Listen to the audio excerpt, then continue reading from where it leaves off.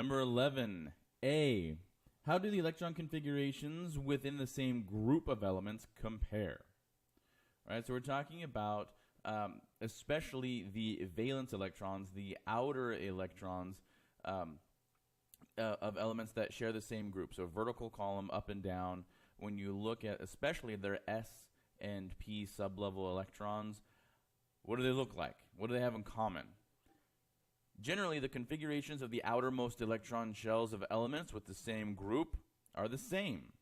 Now, there are exceptions to this rule within the transition metals, but you're never going to have to do this with the transition metals because they're super, super annoying, and so we're going to avoid them because of all the exceptions. We're going to stick with S block and P block elements if we're going to deal with a question like this. So when we look at any particular element, we're going to see that the element above it and below it has the exact same number of S electrons and the exact same number of P electrons. And so that outer configuration, those outer electron shells, the S and the P sublevels specifically, have the same electrons. And so if you look down a particular group, you might see S2P or S2P4, S2P4, S2P4.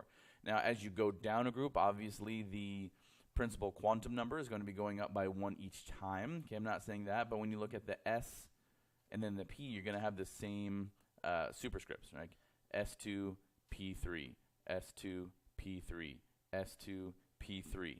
Every element in that same group is going to have a full S sublevel, and then the example I just said, 3 electrons in the P sublevel. B. Why are the noble gases relatively unreactive? Well, their outer shells are completely filled with electrons. Remember when we talked about the octet rule in class? Those outer valence electrons adding up to 8, having a full 8. Well, that corresponds to a completely full S sublevel and a completely full P sublevel. If we have a completely full S and P sublevel, then we have really, really strong stability. Okay, those are the electron configurations for the noble gases. Okay, and that's the one thing that we know about the noble gases is that they are very, very unreactive. They're unreactive. So when we look at the noble gases, we see completely full S sublevels and completely full P sublevels.